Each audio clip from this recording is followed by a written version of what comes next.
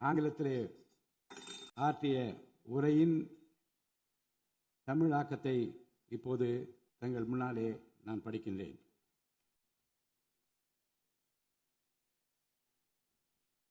மாண்புமிகு சட்டமன்ற பேரவை உறுப்பினர்களே, வணக்கம். மக்களே நாட்டின் உண்மையான எஜமானர்கள் என்றார் பேரறிஞர் அண்ணா. அண்மையில் நடந்து முடிந்த தமிழ்நாடு சட்டமன்ற தேர்தலில் தமிழ்நாட்டின் எஜமானர்களால் தேர்ந்தெடுக்கப்பட்டு 17வது தமிழ்நாடு சட்டமன்ற பேரவையின் முதல் கூட்டத்தொடரில் இங்கே அமர்ந்திருக்கும் சட்டமன்ற உறுப்பினர்களுக்கு எனது நல்வாழ்த்துக்களை முதற்கண் தெரிவித்துக் கொள்கிறேன். ஜனநாயகத்தின் இதயமாகவும் மூளையாகவும் திகழ்கின்ற வரலாற்று சிறப்புமிக்க இந்த மாமன்றத்தின் உறுப்பினர்களாகிய தாங்கள் அனைவருக்கும் மக்களுக்கு தேவையானவற்றை விவாதித்து அதற்கு ஏற்ப சட்டங்களை இயற்றி மக்கள் நலனை காப்பீர்கள் என்று நான் உறுதியாக நம்புகிறேன். சமத்துவம், சுதந்திரம் மற்றும் சகோதரத்துவம் ஆகிய மூன்றும் ஒன்றிணைந்ததே உண்மையான ஜனநாயகம் என்றார் அண்ணல் டாக்டர் அம்பேத்கர் அவர்கள். அத்தகைய ஜனநாயகம் மலர வேண்டுமென்றால் பகுத்தறிவு பகலவன் தந்தை பெரியார், பெருந்தலைவர் காமராஜர், சட்டமேதை அண்ணல் அம்பேத்கர், வீரமங்கை ராணி வேலு நாச்சியார், மக்கள் சேவகர் அஞ்சலை அம்மாள் ஆகியோரை கொள்கை தலைவர்களாக கொண்டுள்ள சாதி, மதம், மொழி, இனம், பணம் ஆகியவற்றுக்கு அப்பாற்பட்டு செயல்படும் தமிழக வெற்றி கழகத்தின் தலைவர் மாண்புமிகு தமிழ்நாடு முதலமைச்சர் திரு ச.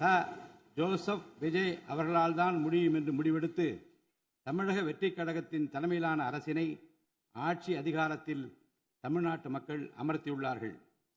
மாற்றம் ஒன்றே மாறாதது என்பதற்கேற்ப தமிழ்நாட்டின் அரசியல் வரலாற்றில் இதுவரை நிகழ்ந்திராத ஒரு மாற்றம் அண்மையில் நடந்து முடிந்த தமிழ்நாடு சட்டமன்ற தேர்தலில் ஏற்பட்டிருக்கிறது.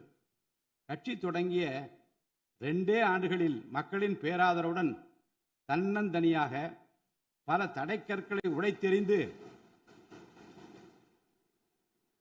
பணநாயகத்தை ஒழித்து ஜனநாயகத்தை நிலைநாட்டி ஆட்சியை பிடித்திருக்கிறார் சரித்திர நாயகர் மாண்புமிகு தமிழ்நாடு முதலமைச்சர் அவர்கள்.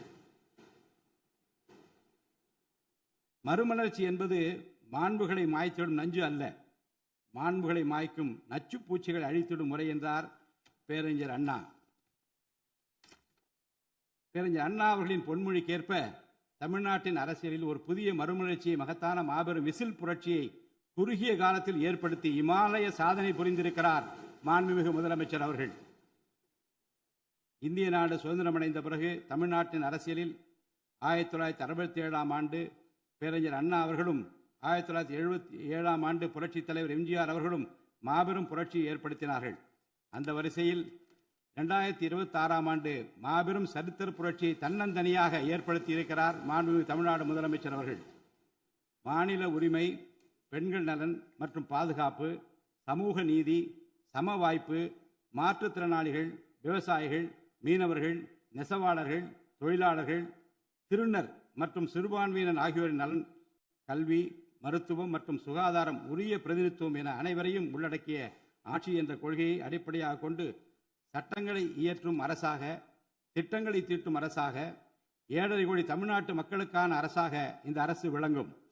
தமிழக வெற்றி கழகத்தின் கொள்கை தலைவர்களாக திகழும் பகுத்தறிவு பகலவன் தந்தை பெரியார், பெருந்தலைவர் காமராஜர், சட்டமேதை அண்ணல் அம்பேத்கர், ராணி வேலு நாச்சியார், மக்கள் சேவகர் அஞ்சலை அம்மாள் ஆகியோர் இன்று நம்முடன் இல்லை என்றாலும் அவர்கள் வகுத்து தந்த கொள்கைகளை கட்டிக்காத்து பேரறிஞர் அண்ணா மற்றும் புரட்சித் தலைவர் எம்ஜிஆர் அவர்களது வழியில் ஜனநாயகத்தின் மேன்மையை மேம்படுத்த தேவையான அனைத்து நடவடிக்கைகளையும் இந்த அரசு நடைமுறைப்படுத்தும்.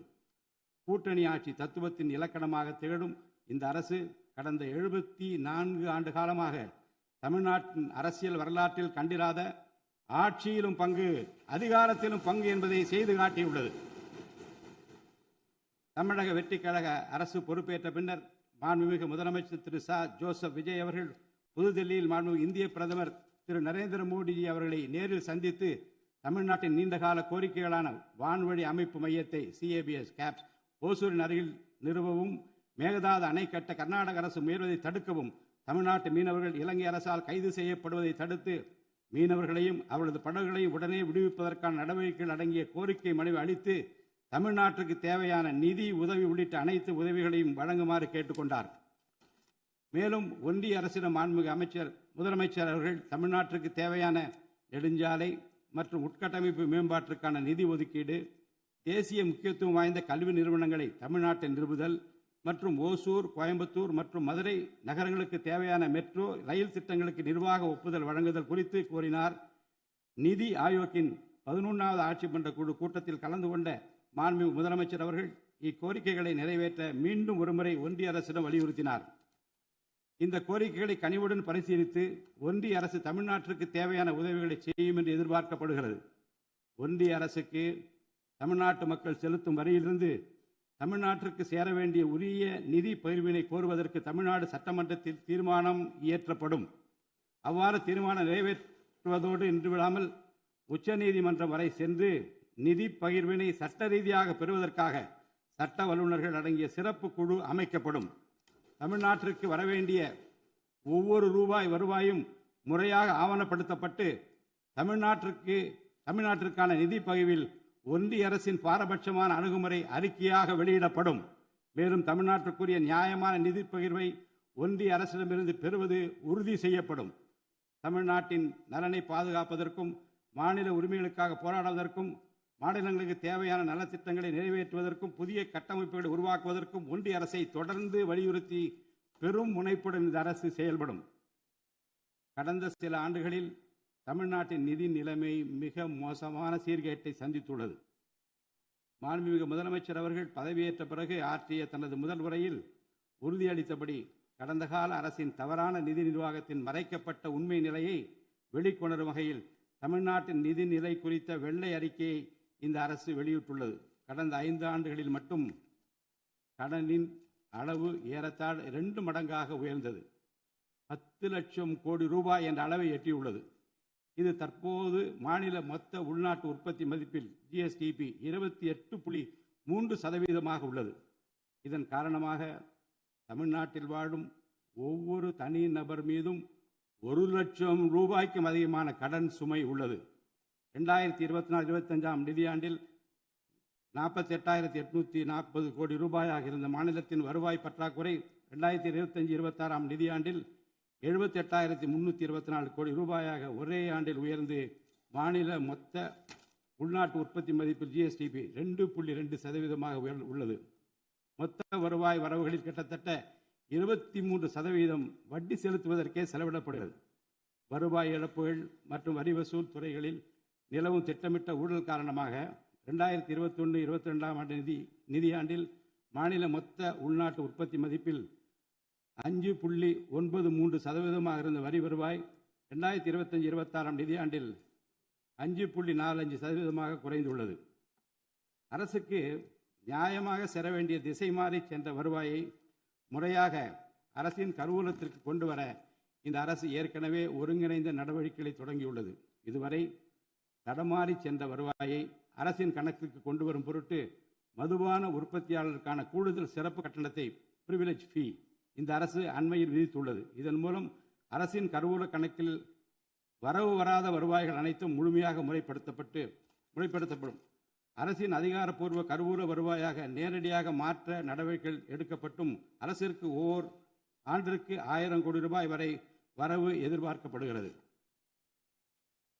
வருவாய் வரவுகளில் ஏற்படும் அனைத்து இழப்புகளையும், அதேபோல் அரசு பணிகள் மற்றும் இதர அரசு செலவினங்களில் ஏற்படும் இழப்புகளையும் தடுத்து நிதி நிலையை மீண்டும் சீரான பாதைக்கு கொண்டு வர இந்த அரசு அனைத்து நடவடிக்கைகளையும் மேற்கொண்டு வருகிறது. இதன் மூலம் தமிழ்நாட்டு மக்களுக்கு அளித்த வாக்குறுதிகளை இந்த அரசு முழுமையாக நிறைவேற்றும். மிகவும் சவாலான நிதி நெருக்கடியினை தமிழ்நாடு அரசு சந்தித்து வரும் வேளையிலும் மக்களுக்கு அளித்த வாக்குறுதிகளை நிறைவேற்றும் முனைப்புடன் இந்த அரசு ஆட்சி பொறுப்பேற்றவுடன் மாண்புமிகு முதலமைச்சர் அவர்கள் முதல் 3 உத்தரவுகளாக நுகர்வோரின் மின் கட்டணத்தினை குறைத்திடும் விதமாக அரசிற்கு ஏற்படக்கூடிய 1730 கோடி ரூபாய் செலவில் 2 மாதங்களுக்கு 500 யூனிட் வரை பயன்படுத்தும் வீடுகளுக்கு 200 யூனிட் இலவச மின்சாரம் வழங்கவும், மாநிலத்தின் அனைத்து மாவட்டங்களிலும் போதைப்பொருள் தடுப்பு சிறப்பு படையினை உருவாக்கவும் மற்றும் பெண்கள் மற்றும் குழந்தைகளின் பாதுகாப்பிற்காக சிங்கப்பெண் சிறப்பு அதிரடி படையினை ஏற்படுத்தவும் ஆணையிட்டுள்ளார். பொது அமைதியை பேணி காப்பது, சட்டத்தின் ஆட்சியை நிலைநிறுத்துவது மற்றும் பெண்களுக்கு எதிரான குற்றங்களை இரும்பு கரம் கொண்டு ஒடுக்கி மகளிர் மற்றும் குழந்தைகளை பாதுகாப்பான சூழ்நிலை உருவாக்குவது இந்த அரசின் முதன்மையான லட்சியமாகும். பெண்களுக்கு எதிரான பாலியல் வன்கொடுமை மற்றும் சமூக விரோத செயல்களில் ஈடுபடுவோர் மீது இந்த அரசு மிக கடுமையான, கண்டிப்பான, விரைவான நடவடிக்கைகளை எடுத்து உரிய சட்டப்பிரிவுகளின் கீழ் அதிகபட்ச தண்டனை பெற்றுத்தரும். பெண்கள் மற்றும் குழந்தைகளின் பாதுகாப்பினை உறுதி செய்யும் பொருட்டு உருவாக்கப்பட்ட சிங்கப்பெண் சிறப்பு அதிரடிப்படை 2545 புதிய பணியிடங்களுடன் 319 புதிய 4 சக்கர ரோந்து வாகனங்கள், 101 இருசக்கர வாகனங்கள் மற்றும் ட்ரோன்களுடன் 354 கோடி ரூபாய் நிதி ஒதுக்கீட்டில் இப்பணியினை மிக சிறப்பாக செய்து முடிக்கும். கடந்த சில ஆண்டுகளாக தமிழ்நாட்டில் போதைப்பொருள் கலாச்சாரம் வேரூன்றியுள்ளது. இதனை கட்டுப்படுத்த முந்தைய அரசு ஆக்கப்பூர்வமான நடவடிக்கைகள் எதையும் எடுக்கவில்லை. தமிழ்நாட்டின் சட்டம் ஒழுங்கு சீர்கேட்டிற்கு முதற் காரணம் மாநிலத்தின் பரவலாக கிடைக்கும் போதைப்பொருள் பழக்கம்தான். போதைப்பொருள் இல்லாத தமிழ்நாட்டை உருவாக்குவதில் இந்த அரசு முழு மூச்சுடன் செயல்படும். இதனை செயல்படுத்தும் விதமாக போதைப்பொருள் தடுப்பு சிறப்பு படை அனைத்து மாவட்டங்களில் உருவாக்க இந்த அரசு உத்தரவிட்டுள்ளது. போதைப்பொருள் நடமாட்டத்தை முற்றிலுமாக ஒழிக்க தேவையான அனைத்து நடவடிக்கைகளையும் இந்த அரசு எடுத்து வருகிறது. பொதுமக்களின் நலனில் பெரிதும் அக்கறை கொண்ட இந்த அரசு பொறுப்பேற்றவுடன் முதற்கட்டமாக வழிபாட்டு தலங்கள், கல்வி நிறுவனங்கள் மற்றும் பேருந்து நிலையங்களுக்கு அருகில் 500 மீட்டர் தொலைவில் அமைந்திருந்த 717 மதுபான சில்லறை விற்பனை கடைகள் மூடப்பட்டுள்ளன. கள்ளச்சாராய நடமாட்டம் மற்றும் சட்டவிரோத மது விற்பனையை முற்றிலும் ஒழிப்பதற்கும் இத்துறையில் முழுமையான கண்காணிப்பை ஏற்படுத்துவதற்கும் தேவையான கடுமையான விதிமுறைகள் உருவாக்கப்பட்டு நடைமுறைப்படுத்தப்படும். இதன் மூலமாக ஆயத்தீர்வை வசூல் மற்றும் மதுபான விநியோகத்தில் உள்ள முறைகேடுகள் தடுக்கப்பட்டு மாநிலத்தின் சமூக பொருளாதார சூழல் நல்வழிப்படுத்தப்படும். தமிழ்நாட்டில் கனிம வளத்துறையில் மலிந்து கிடக்கும் ஊழல் முறைகேடுகள் காரணமாக கனிம வளங்கள் மூலம் கிடைக்கும் வருவாயில் பெரும் அளவில் இழப்பு ஏற்பட்டுள்ளது. மாநிலத்தில் உள்ள கனிம வளங்களை திறம்படவும் சுற்றுச்சூழலுக்கு உகந்த வகையில் நீடித்த காலத்திற்கு பயன்படுத்துவதையும் இந்த அரசு உறுதி செய்யும். அரசின் கருவூலத்திற்கு வரவேண்டிய வருவாய் வேறு வழிகளில் திசை மாறி செல்வதை தடுத்து அது முறையாக வந்து சேருவதை உறுதி செய்வதற்காக முறையான ஒழுங்குமுறை மற்றும் அமலாக்கத்தின் மூலம் திட்டமிட்ட சட்டவிரோத கனிம தொழிலும் வரி ஏய்ப்பும் இரும்பு கரம் கொண்டு ஒடுக்கப்படுகின்றன. இந்த முயற்சிகளின் வாயிலாக கனிமங்கள் மூலமாக கிடைக்கும் வருவாயை இரட்டிப்பாக்க அரசு தீவிரமாக முயன்று வருகிறது. இந்த அரசு பொறுப்பேற்றவுடன் தமிழ்நாட்டில் உள்ள ஏரிகள் மற்றும் குளங்களில் படிந்துள்ள வண்டல் மண்ணை விவசாய பெருமக்கள், மட்பாண்ட தொழிலாளர்கள் மற்றும் தனிநபர்களின் வீட்டு உபயோகங்களுக்கு விலையில்லாமல் வழங்குவதற்கு அனுமதி அளிக்கப்பட்டுள்ளது. இதன் மூலம் நீர்நிலைகளின் கொள்ளளவு அதிகரிப்பதற்கு வழிவகை ஏற்படுவதுடன் மழைநீர் மற்றும் நிலத்தடி நீர் சேமிப்பிற்கும் உதவிகரமாக இருக்கும். இத்திட்டமானது மண் வளத்தை மேம்படுத்தி அதன் மூலம் வேளாண் உற்பத்தி திறனையும் அதிகரிக்கும். இத்திட்டத்தின் கீழ் தற்போது வரை 18,274 ஏரிகள் மற்றும் குளங்கள் அறிவிக்கை செய்யப்பட்டுள்ளன. வேளாண் பெருமக்களுக்கு உதவும் வகையில் கூட்டுறவு சங்கங்களின் மூலம் 75,000 ரூபாய் வரை பயிர்க்கடன் பெற்ற விவசாயிகளுக்கு 100% முழுமையாக பயிர்க்கடன் தள்ளுபடி செய்தும், மற்ற விவசாயிகளுக்கு 35,000 ரூபாய் பயிர்க்கடன் தள்ளுபடி செய்தும் மாண்புமிகு தமிழ்நாடு முதலமைச்சர் அவர்கள் உத்தரவிட்டுள்ளார். இதன் மூலம் 14.43 லட்சம் விவசாயிகள் பயனடைவர். இதனால் சுமார் 6,000 கோடி ரூபாய் அரசிற்கு கூடுதல் செலவினம் ஏற்படும். வேளாண் துறையை மறுமலர்ச்சி அடைய செய்வதும் வேளாண் பெருமக்களின் வாழ்வாதாரத்தை மேம்படுத்துவதுமே இந்த அரசின் முதன்மையாக கொள்கையாகும். விவசாயிகளுக்கு வழங்கப்படும் உடனடி நிதி உதவிகள் மற்றும் கடன் தள்ளுபடிகள் மட்டுமின்றி முறையான நீர்ப்பாசன மேலாண்மை, நவீன விவசாய தொழில்நுட்பங்கள், குளிர்பதன கிடங்கு வசதிகளை மேம்படுத்துதல் மற்றும் விளைபொருட்களுக்கு உரிய லாபகரமான விலை கிடைப்பதை உறுதி செய்தல் போன்றவற்றின் மூலம் விவசாயிகளின் நலன்களை காக்கும் முதன்மை சக்தியாக இந்த அரசு செயல்படும். நிர்வாக அமைப்பில் மலிந்து கிடக்கும் ஊழலை வேரோடு அறுத்து நேர்மையான, வெளிப்படையான, தூய்மையான நிர்வாகத்தை மக்களுக்கு வழங்குவதில் இந்த அரசு உறுதியாக உள்ளது. இதற்கேற்ப அனைத்து துறை சார்ந்த கொள்முதல்கள் மற்றும் ஒப்பந்த புள்ளிகள் எவ்வித ஒளிவு மறைவுமின்றி கடுமையான கண்காணிப்பு வழிமுறைகளுக்கு உட்படுத்தப்படும். கடந்த காலங்களில் நிலவிய முறையற்ற நிதி பரிமாற்றங்களும் இடைத்தரகர்களின் தலையீடுகளும் முற்றிலுமாக ஒழிக்கப்படும். ஒவ்வொரு சமூகத்திற்கும் உரிய அளவிலான பிரதிநிதித்துவம் கிடைப்பதே உண்மையான சமூக நீதி என்பது இந்த அரசின் அடிப்படை கொள்கை. இந்த கொள்கை மற்றும் வாக்குறுதியை நிறைவேற்ற சாதிவாரி கணக்கெடுப்பினை மக்கள் தொகை கணக்கெடுப்புடன் இணைந்து விரைவாக முடிக்க நாம் ஒன்றிய அரசினை வலியுறுத்துவோம். ஒன்றிய அரசின் சாதிவாரி கணக்கெடுப்பு முடிந்த பின்னர் தமிழ்நாடு அரசு சமூக நீதி கணக்காய்வினை நடத்தும். 1968 ஆண்டில் பேரறிஞர் அண்ணா அவர்கள் முதலமைச்சராக இருந்தபோது மும்மொழி கொள்கை நீக்கப்பட வேண்டும், தமிழ் மற்றும் ஆங்கிலம் ஆகிய இருமொழிகள் மட்டுமே பயிற்றுவிக்கப்பட வேண்டும் என்ற தீர்மானம் தமிழ்நாடு சட்டமன்ற பேரவையில் நிறைவேற்றப்பட்டது. அன்று முதல் இன்று வரை தமிழ்நாட்டில் இருமொழி கொள்கையே கடைபிடிக்கப்பட்டு வருகிறது. இருமொழி கொள்கை என்பது தமிழ்நாட்டு மக்களால் ஏற்றுக்கொள்ளப்பட்ட ஒன்று என்ற சூழ்நிலையில் அதனையே இந்த அரசு தொடர்ந்து கடைபிடிக்கும். சென்னை உயர்நீதிமன்றம் மற்றும் சென்னை உயர்நீதிமன்ற மதுரை கிளையில் தமிழ் மொழியை வழக்காடு மொழியாக பயன்படுத்தவும் உச்ச நீதிமன்ற கிளையை சென்னையில் அமைக்கவும் ஒன்றிய அரசை இந்த அரசு வலியுறுத்தும். தேசிய கல்விக் கொள்கை 2020 இந்த அரசு கடுமையாக எதிர்க்கும். தேசிய கல்விக் கொள்கையின்படி மும்மொழி கொள்கையை கடைபிடித்தால்தான் அனைவருக்கும் கல்வி இயக்கம் திட்டத்தின் கீழ் தமிழ்நாட்டிற்கு நியாயமாக கிடைக்கப்பெற வேண்டிய 3458 கோடி ரூபாய் நிதியை விடுவிக்க முடியும் என்ற ஒன்றிய அரசின் நிலைப்பாடு ஏற்றுக்கொள்ளக்கூடியது அல்ல. இது மும்மொழி கொள்கையை தமிழ்நாட்டில் திணிப்பதற்கு சமமாகும். மும்மொழி கொள்கையை நிறைவேற்றினால்தான் நிதி ஒதுக்கீடு செய்யப்படும் என்ற நிலைப்பாட்டை ஒன்றிய அரசு மறுபரிசீலனை செய்து தமிழ்நாட்டுக்குரிய நிதியை உடனடியாக விடுவிக்க ஒன்றிய அரசை இந்த அரசு வலியுறுத்தும். அரசியலமைப்பு சட்டத்தின் கீழ் கல்வியானது பொதுப்பட்டியலில் இருப்பதன் காரணமாக நீட் தேர்வு, தேசிய கல்விக் கொள்கை திணிப்பு, மும்மொழி கொள்கை போன்ற பிரச்சனைகள் ஏற்படுகின்றன. எனவே கல்வியை பொது பட்டியலிலிருந்து மாநில பட்டியலுக்கு மாற்ற தேவையான அனைத்து முயற்சிகளையும் இந்த அரசு மேற்கொள்ளும். உண்மையான கல்வி சீர்திருத்தம் என்பது கல்வி நிறுவனங்களின் தரத்தையும் அதன் கற்பித்தல் திறனையும் உயர்த்துவதிலே அடங்கியுள்ளது. இதற்கேற்ப மாநிலத்தின் பல்கலைக்கழகங்கள் மற்றும் உயர்கல்வி நிறுவனங்களில் நீண்ட காலமாக நிரப்பப்படாமல் உள்ள தேவையான உதவி பேராசிரியர் மற்றும் ஆசிரியர் காலி பணியிடங்களை தகுதி மற்றும் திறமையின் அடிப்படையில் வெளிப்படையான முறையில் நிரப்புவதற்கு இந்த அரசு போர்க்கால அடிப்படையில் நடவடிக்கை எடுக்கும். அது மட்டுமின்றி உயர்கல்வித்துறையில் பல்வேறு அடிப்படை சீர்திருத்தங்களை இந்த அரசு கொண்டு வரும். இதன் மூலம் உலகத்தரம் வாய்ந்த உயர்கல்வி தமிழ்நாடு மாணவர்களுக்கு கிடைக்கப்பெறும். தமிழ்நாட்டின் நெற்களஞ்சியமாக விளங்குவது காவிரி டெல்டா பகுதி. டெல்டா மாவட்டங்களின் பிரதான நீர் ஆதாரமான காவிரி நீரினையே டெல்டா பகுதி விவசாயிகள் நம்பியுள்ளனர். காவிரி நீரை பயன்படுத்துவதில் தமிழ்நாட்டிற்கு உள்ள உரிமை மிக பழமை வாய்ந்தது. நம்முடைய உரிமையை உச்சநீதிமன்றத்தில் நிலைநாட்டிய பின்பும் காவிரி நீரை பெறுவதற்கு ஒவ்வொரு ஆண்டும் போராட வேண்டிய நிலை இருக்கிறது.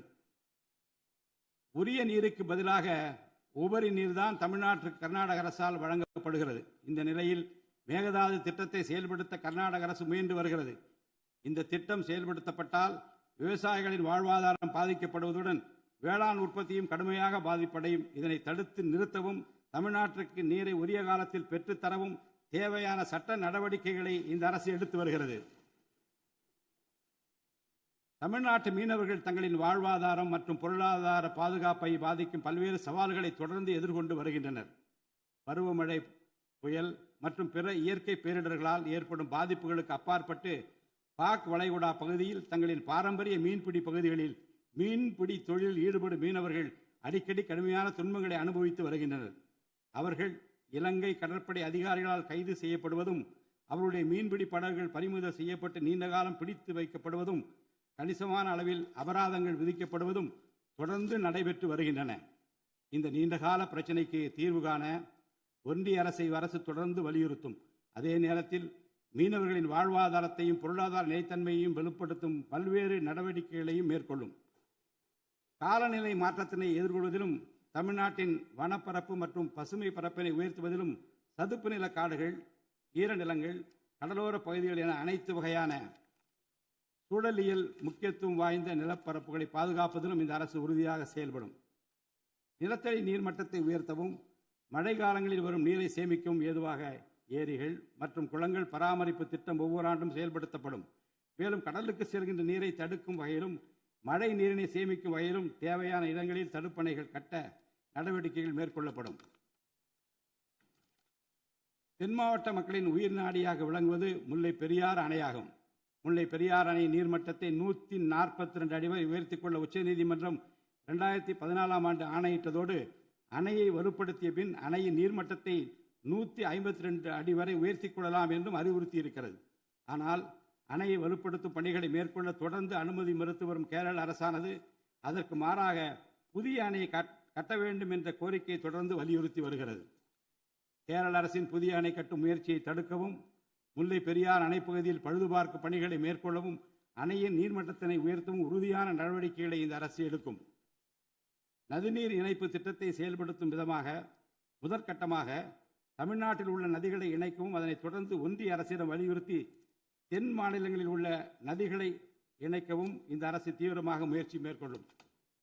கீழடி, ஆதிச்சநல்லூர், கொடுமணல், மயிலாடும்பாறை, சிவகலை, அழகன்குளம், அரிக்கமேடு, சல்வன்குப்பம் மற்றும் பூம்புகார் ஆகிய தலங்களில் தொடர்ந்து தொல்லியல் துறை ஆராய்ச்சி மேற்கொள்ளவும், கீழடி, ஆதிச்சநல்லூர் ஆகிய இரு தலங்களுக்கு யுனெஸ்கோவின் உலக பாரம்பரிய சின்னம் என்ற அங்கீகாரத்தை கிடைக்கவும், இத்தலங்களுக்கு பள்ளி மாணவர்களை கல்வி சுற்றுலா அழைத்துச் செல்லவும் இந்த அரசு வழிவகை செய்யும். மேலும் ஆதிச்சநல்லூர், கொடுமணல், கங்கை கொண்ட சோழபுரம் ஆகிய பண்பாட்டு தலங்களில் மிக மெய்மை மற்றும் மெய்நிகர் தோற்றம், ஆக்மெண்டட் ரியாலிட்டி, வர்ச்சுவல் ரியாலிட்டி ஆகிய தொழில்நுட்பங்களின் மூலம் சுற்றுலா பயணிகளுக்கு தமிழர் நாகரிகம் மீட்டுருவாக்கம் செய்யப்பட்டு அதன் அனுபவம் வழங்கப்படும். இவற்றுடன் இணைந்து மாநிலத்தின் இயற்கை வளங்களையும் சுற்றுச்சூழல் சமநிலையையும் பேணி காக்கும் வகையில் ஒரு விரிவான நிலையான சுற்றுலா கொள்கை, சஸ்டைனபிள் டூரிசம் பாலிசி வகுக்கப்படும். சுற்றுச்சூழல் பாதுகாப்போடு உட்கமைப்பை மேம்படுத்தி தமிழ்நாட்டை உலகளாவிய பாரம்பரிய மற்றும் சூழல்சார் சுற்றுலா தலமாக இந்த அரசு மாற்றும்.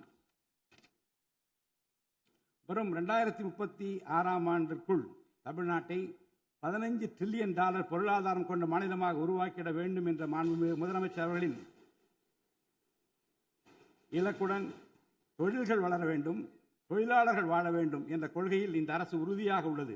தமிழ்நாட்டில் தொழில் வளர்ச்சியை மேம்படுத்தும் வகையில் தொழில் நிறுவனங்கள் தொடங்குவதற்கான நடைமுறைகள் எளிமைப்படுத்தப்படும். இதன்படி குறு, சிறு மற்றும் நடுத்தர தொழில்கள் தொடங்க தேவையான அனுமதியினை ஒற்றைச்சாளர முறையில் விரைவாக வழங்குவதற்கான நடவடிக்கைகளை இந்த அரசு எடுக்கும். இதன் மூலம் தமிழ்நாடு தொழில் வளர்ச்சி அடைவதோடு லட்சக்கணக்கான வேலை வாய்ப்புகள் உருவாக்கப்படும். மாநிலத்தின் பொருளாதார நிலைத்தன்மையையும் தொழில்துறை வளர்ச்சியையும் ஊக்குவிக்கும் நோக்குடன் முந்தைய தொழில் கொள்கைகளின் தொடர்ச்சியை பேணுவதோடு தற்கால மற்றும் வருங்கால தேவைகளை கருத்தில் கொண்டு ஒரு புதிய தொழில் கொள்கையை இந்த அரசு வகுத்து உள்நாட்டு மற்றும் உலகளாவிய நிறுவனங்கள் தமிழ்நாட்டில் தங்களது முதலீடுகளை மேற்கொள்வதற்கான சிறப்பு ஊக்கத்தொகை திட்டங்களை இந்த அரசு செயல்படுத்தும். அனைத்து துறைகளுக்கும் பொருந்தக்கூடிய வகையில் ஒற்றைச்சாளர முறை, சிங்கிள் விண்டோ சிஸ்டம் முழுமையான டிஜிட்டல் தளமாக மேம்படுத்தி எவ்வித நிர்வாக தாமதமுமின்றி அனைத்து அனுமதிகளையும் விரைந்து வழங்கி தொழில் தொடங்குவதை எளிதாக்கும். ஈஸ் ஆஃப் டூயிங் பிசினஸ் சூழலை இந்த அரசு மேம்படுத்தும். பன்னாட்டு நிறுவனங்களின் முதலீடுகளை ஈர்க்கும் வகையில் தமிழ்நாடு முதலீட்டாளர் ஊக்குவிப்பு ஆணையம் ஒன்று தலைமைச் செயலாளர் தலைமையில் ஏற்படுத்தப்படும். இந்த ஆணையத்தின் மூலம் 200 கோடி ரூபாய்க்கும் அதிகமாக முதலீடு செய்யும் நிறுவனங்கள் அல்லது 5000 பேருக்கு வேலைவாய்ப்பு வழங்கும் நிறுவனங்களுக்கு விரைந்து தொழில் தொடங்க அனுமதி அளிக்க நடவடிக்கை எடுக்கப்படும். வறுமையில்லா தமிழ்நாட்டை உருவாக்குவது இந்த அரசின் முதன்மையான குறிக்கோள். வறுமையை முற்றிலும் ஒழிக்கும் வகையில் தமிழ்நாட்டில் உள்ள ஏழை குடும்பங்கள் கண்டறியப்பட்டு அவர்களுக்கு அரசின் நலத்திட்டங்கள் சென்றடைவதை உறுதி செய்வதுடன் அவர்களின் வாழ்வாதாரத்தை மேம்படுத்தவும் அவர்கள் சுய தொழில் செய்வதற்கான வாய்ப்புகளையும் வசதிகளையும் இந்த அரசு ஏற்படுத்தி தரும். இந்தியாவில் நகரமயமாதல் முன்னோடிய மாநிலமாக தமிழ்நாடு விளங்குகிறது. வரும் 2031ஆம் ஆண்டிற்குள் நகர்ப்புற சிறப்பிற்கான இந்தியாவின் முன்மாதிரி மாநிலமாக தமிழ்நாடு திகழும். தமிழ்நாட்டில் உள்ள ஒவ்வொரு மாநகராட்சி, நகராட்சி மற்றும் பேரூராட்சியும் தங்களது குடிமக்களுக்கு உயர்தர வாழ்க்கையை உறுதி செய்யும் வகையில் தூய்மையான குடிநீர் விநியோகம், நவீன நகர்ப்புற கட்டமைப்பு, பசுமையான மற்றும் தூய்மையான சூழல், டிஜிட்டல் நிர்வாகம் மற்றும் நிலையான பொருளாதார வாய்ப்புகளை அடுத்த 5 ஆண்டுகளில் வழங்கும். அரசு துறைகளில் உள்ள காலி பணியிடங்களை நிரப்ப குறித்த நேரத்தில் எவ்வித ஒளிவு மறைவுமின்றி தேர்வாணையங்கள் மூலம் தேர்வுகள் நடத்தப்பட்டு முறைப்படி காலி பணியிடங்கள் நிரப்பப்படும். இதன் மூலம் ஆயிரக்கணக்கான இளைஞர்களின் அரசு பணி கனவு மெய்ப்படும். செயற்கை நுண்ணறிவிற்கு தனி கவனம் செலுத்த வேண்டியதன் அவசியத்தை கருத்தில் கொண்டு இந்த அரசு தகவல் தொழில்நுட்பவியல் மற்றும் டிஜிட்டல் சேவைகள் துறையின் வரம்பை செயற்கை நுண்ணறிவையும் உள்ளடக்கும் வகையில் விரிவுபடுத்தியுள்ளது. அரசு துறைகளின் செயல்திறனை மேம்படுத்தவும் பொதுமக்களுக்கு சிறந்த மின் ஆளுமை கவர்னன்ஸ் சேவைகளை வழங்கவும் இத்துறை செயற்கை நுண்ணறிவு கருவிகளை பயன்படுத்த துணை புரியும். தமிழ்நாடு அரசு சமூக நீதியை காப்பதில் உறுதியுடன் இருந்து தமிழ்நாட்டின் 69% இடஒதுக்கீட்டை பாதுகாப்பதற்கான அனைத்து முயற்சிகளை மேற்கொண்டு வருகிறது. மேலும் சிறுபான்மையினரின் அரணாக திகழும் அரசு சிறுபான்மையினரின் முன்னேற்றத்திற்கும் அவர்களின் உரிமைகளை நிலைநாட்டவும் என்றும் உறுதுணையாக இருக்கும். இந்த அரசு ஒரு உண்மையான மதசார்பற்ற சமூக நீதி அரசாக திகழும் என்பதில் எனக்கு ஐயமில்லை. ஆதி திராவிடர் மற்றும் பழங்குடியினருக்கான உயர்தர பள்ளி கல்வி, உலகின் தலைசிறந்த பல்கலைக்கழகங்கள் உயர்கல்வி, வேலைவாய்ப்பு மற்றும் சுய தொழில் வாய்ப்புகள், வீடு மற்றும் உட்கட்டமைப்பு வசதிகள், திறன் மேம்பாடு, பொருளாதார மற்றும் வாழ்வாதார மேம்பாடு என அனைத்து வகையிலும் ஆதி திராவிடர் மற்றும் பழங்குடியின மக்களின் சமூக நீதியினை நிலைநாட்டும் அரசாக இந்த அரசு திகழும். மாற்றுத்திறனாளிகளின் நலனை பேணி பாதுகாக்க இந்த அரசு உறுதி பூண்டுள்ளது. மாற்றுத்திறனாளிகளின் உரிமைகள், சமத்துவம் மற்றும் சமூக பாதுகாப்பினை உறுதி செய்யும் முன்னணி மாநிலமாக தமிழ்நாடு அரசு திகழும். டிஜிட்டல் மற்றும் உட்கட்டமைப்பில் மாற்றுத்திறனாளிகளுக்கு சமமான அணுகல் வசதி ஏற்படுத்தி கொடுப்பது மட்டுமல்லாமல் சமூகத்தில் அவர்களின் முன்னேற்றத்திற்கு சிறப்பு கவனம் அளிக்கப்படும். மாற்றுத்திறனாளிக்கான 4% இடஒதுக்கீட்டு முறையாக நடைமுறைப்படுத்தவும் இந்த அரசு நடவடிக்கை எடுக்கும். எதிர்கால ஒலிம்பிக் வெற்றியாளர்களை உருவாக்கவும் தமிழ்நாட்டை இந்தியாவின் முன்னணி விளையாட்டு ஆற்றல் மையமாக நிலைநிறுத்துவதையும் நோக்கமாக கொண்டு ஒலிம்பிக் உயர் திறன் மையங்கள் ஒலிம்பிக் சென்டர்ஸ் ஆஃப் எக்ஸலன்ஸ் அமைக்க இந்த அரசால் நடவடிக்கை மேற்கொள்ளப்படும். இம்மையங்கள் உலக தரத்திலான பயிற்சி, உட்கட்டமைப்பு, உயர்தர பயிற்சி, நவீன விளையாட்டு, அறிவியல் வசதிகள், செயல்திறன் பகுப்பாய்வு மற்றும் முழுமையான விளையாட்டு மேம்பாட்டு சேவைகள் வழங்கும். திருநர் கண்ணியத்துடன் வாழ வழி செய்யும் விதமாக அவர்களுக்கு திறன் மேம்பாட்டு பயிற்சி வழங்கவும், சுய உதவி குழுக்கள் அமைத்திடவும், வாழ்வாதார வாய்ப்புகள் மற்றும் வேலை வாய்ப்பு பெற்றிட துணை புரிந்தும் வீட்டு வசதிகளை உருவாக்கிடவும் இந்த அரசு உறுதுணையாக இருக்கும். நமது வரலாற்று சிறப்புமிக்க ஆன்மீக கோயில்களின் நிர்வாகத்தை மேம்படுத்தும் வகையில் இந்து சமய அறநிலையத்துறையில் கட்டமைப்பு சீர்திருத்தங்களை இந்த அரசு மேற்கொள்ளும். கோயில் சொத்துக்கள், நிலங்கள் மற்றும் அறக்கட்டளை வருவாய்கள் அனைத்தையும் முழுமையாக தணிக்கை ஆடிட் செய்வதற்கும் கணக்குகளை வெளிப்படையாகவும் கணினிமயமாகவும் கொண்டு வருவதற்கும் நடவடிக்கை எடுக்கப்படும். முந்தைய காலங்களில் நிலவி வந்த நிர்வாக முறைகேடுகள் முற்றிலும் களையப்பட்டு கோயில்களில் அசையும் மற்றும் அசையா சொத்துக்கள் அனைத்தும் அதன் புனிதமான நோக்கங்களுக்காக மட்டுமே பயன்படுத்தப்படும் இந்த அரசால் உறுதி செய்யப்படும். அரசின் நலத்திட்டங்களை மக்களிடம் எடுத்துச் செல்வதில் முக்கிய பங்கு வகிப்பவர்கள் அரசு ஊழியர்கள். இளைய சமுதாயத்தை நல்வழிப்படுத்துவதில் முக்கிய பங்கு வகிப்பவர்கள் ஆசிரியர்கள். அரசு ஊழியர்கள், ஆசிரியர்கள் மற்றும் ஓய்வூதியதாரர்களின் நலன்களை தொடர்ந்து பாதுகாக்கப்படும். அவர்களுக்கான மருத்துவ காப்பீட்டு திட்டங்கள் மேலும் செம்மைப்படுத்தப்படும். தமிழ்நாட்டின் வளர்ச்சியினை மேலும் ஊக்குவித்துவிடவும், மக்களின் வாழ்வாதாரத்தினை மேம்படுத்திடவும் அனைத்து துறைகளையும் உள்ளடக்கிய வெற்றி தமிழகம் தொலைநோக்கு திட்டங்கள் அடுத்த 5 ஆண்டுகளில் இவ்வரசு செயல்படுத்தும். தமிழ் அடையாளம் மற்றும் பெருமை, கண்ணியமான வாழ்வு மற்றும் சமூக பாதுகாப்பு, மகளிர் நலன், இளைஞர் நலன், விவசாயிகள், விவசாய கூலி தொழிலாளர்கள் மற்றும் மீனவர் நலன், உலகத்தரம் வாய்ந்த கல்வி, வளமான தமிழ்நாடு, சிறந்த மருத்துவம் மற்றும் சுற்றுச்சூழல், உலகத்தரமான கட்டமைப்பு மற்றும் மக்கள் நல அரசு, நேர்மையான மற்றும் வெளிப்படையான நிர்வாகம் என 10 தூண்களை உள்ளடக்கிய வளர்ச்சி பாதையாக இது இருக்கும். எத்தனை தடைகள் வந்தாலும் அனைத்தையும் தகர்த்தெறிந்து ஊழலற்ற நேர்மையான நிர்வாகத்தை தந்து அதன் மூலம் பொருளாதார மறுமலர்ச்சியை ஏற்படுத்திட இந்த அரசு உறுதி பூண்டுள்ளது. அரசின் நலத்திட்டங்கள் அனைத்து பிரிவினரையும் சென்றடைய இந்த அரசு செயலாற்றும். இந்த அரசால் அறிவிக்கப்பட்ட வாக்குறுதிகள் அனைத்தும் மாநிலத்தின் நிதி நிலையை சீரமைத்து வருங்காலங்களில் ஒவ்வொன்றாக நிறைவேற்றப்படும். தமிழ்நாட்டு மக்கள் மிகுந்த எதிர்பார்ப்புக்கிடையில் படைபலம், பணபலம், அதிகார பலத்தை மீறி மாண்புமிகு முதலமைச்சர் திரு ஜோசப் விஜய் அவர்களின் தலைமையிலான இந்த அரசை தேர்ந்தெடுத்திருக்கிறார்கள். இம்மக்களின் எதிர்பார்ப்புகளை நிறைவேற்ற வேண்டியது இந்த அரசின் கடமை. இந்த கடமையை நிறைவேற்ற சட்டமன்ற உறுப்பினராகிய நீங்கள் எல்லாம் இந்த அரசுக்கு ஒத்துழைப்பு அளிப்பீர்கள் என்று நம்புகிறேன். இந்த மாமன்றத்தில் நடைபெறும் விவாதங்களில் கலந்து கொண்டு அரசுக்கு ஆக்கப்பூர்வமான ஆலோசனைகளை வழங்குவீர்கள் என்பது எனக்கு ஐயமில்லை. பிறப்புக்கும் எல்லா உயிர்க்கும் என்ற வள்ளுவரின் வாக்கிற்கு ஏற்றார் போல அனைவருக்குமான அரசாக, மக்களுக்கான அரசாக, வெறுப்பு வெறுப்பின்றி நேர்மையாக, வெளிப்படையாக, ஒளிவு மறைவின்றி இந்த அரசு செயல்படும். தமிழ்நாட்டை இந்தியாவிலேயே தலை சிறந்த மாநிலமாக உருவாக்கி காட்டுவோம். மற்ற மாநிலங்களுக்கு முன்மாதிரியாக தமிழ்நாடு விளங்க பாடுபடுவோம். அரசின் இந்த முயற்சிக்கு சட்டமன்ற உறுப்பினர்கள் அனைவரும் முழு ஒத்துழைப்பு நல்க வேண்டும் என்று கேட்டு எனது உரையை நிறைவு செய்கிறேன். நன்றி, வணக்கம்.